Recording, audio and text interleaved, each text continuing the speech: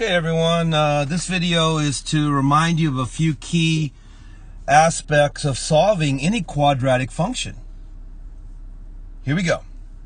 So, notice here, if I'm asked to solve this function, basically what they're going to do is usually say, hey, find its zeros, right? Or find its roots, or find its x-intercepts. All three of these words, guys, means the same thing, okay? And there's two main ways I showed you how to solve these. One way is we could do the quadratic formula, but hopefully I taught you well enough where you remember to always try factoring first. And let's give it a shot here. I know that the 2x squared right here, guys, has to be 2x times x, right? Again, it's going to equal 0 over here when we're done. What about the 15? Well, it has to be 3 times 5. Now, 3 and 5 here is not going to work, I hope you understand. You could try the inner and outer loops. The combinations are not going to work. So instead of 3 times 5, let's try 5 times 3 for 15. And my inner loop is 5x. My outer loop, 3 times 2x is 6x. Yeah, I can get a plus 1x if I take this 6x here, make it positive, and minus the 5x, right? So minus right there will guarantee the minus 5x. A plus here will guarantee my plus 6x. Also double check the numbers themselves. Negative 5 times 3 is negative 15. So I know I've factored it perfectly. And so now I can solve it in a matter of a few seconds. Right here, as you can see, I'll go to gold actually. You got to understand that negative 3 is going to make it 0, right? Because after all, negative 3 plus 3 is 0. Over here, that one's a little bit trickier to solve, but why don't we just take 2x minus 5, set it equal to 0. And then solve from there. I'm going to add 5 to both sides. Divide by 2 both sides. X is simply going to be 5 halves or 2.5. Okay?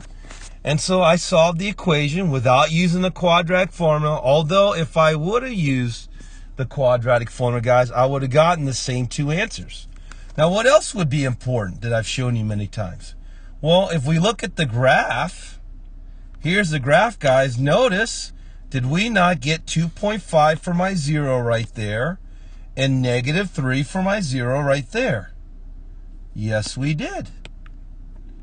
And so don't forget the link between actually solving it with algebra and knowing what it means graphically. Okay? Let's do one more, and I'm going to take a shortcut, guys, and assume you know how to use your calculator. All right? But on this one here, I want to remind you guys that if I tried to factor this, like you would start out 3x times x, for example, maybe 2 times 3 or 6 times 1, guess what? This one you cannot factor. Okay? And that's going to happen. So what is the only really good choice if you can't factor? Is a quadratic formula. And guys, you need to have this memorized. Even though I let you get away with using notes and putting this on your flashcard, guys, you got to know negative b plus or minus square root b squared minus 4ac all over 2a, okay? And let's use a quadratic formula. Our a right there is 3. Our b is negative 4. Our c is negative 6. Let's plug them in now. If I do the negative of my b plus or minus square root b squared minus 4 times my a times my c, be careful with the negatives, all over 2 times a, I'm on my way to solving this quadratic. I know the negative of negative 4 is positive 4.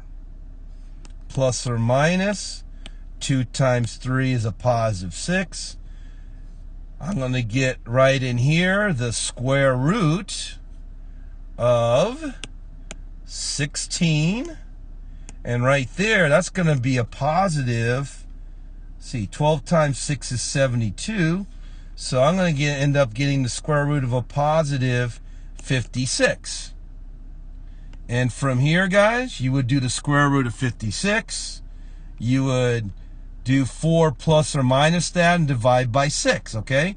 Now, what are the answers? Well, let's see what the graph tells us.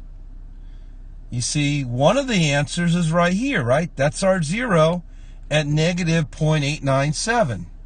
So in other words, if we would have solved this correctly using our calculators, if I would have done 4 minus square root of 56, in other words, divided by 6, I would have gotten negative 0.897 for one answer, one solution. Okay, let me make that a little bit neater there. Negative 0.897, right? And of course, if I would have done 4 plus the square root of 56 divided by the 6, I would have gotten 2.23. And so, guys, what's important is make sure you know your quadratic formula. Know how the answers relate to the graph, okay? Make sure, as I give you opportunities in class to practice factoring, you get your factoring down really well, because as you can see, it's a very important skill to have the farther you go in mathematics, okay? And so this ends a nice little review on solving quadratic functions.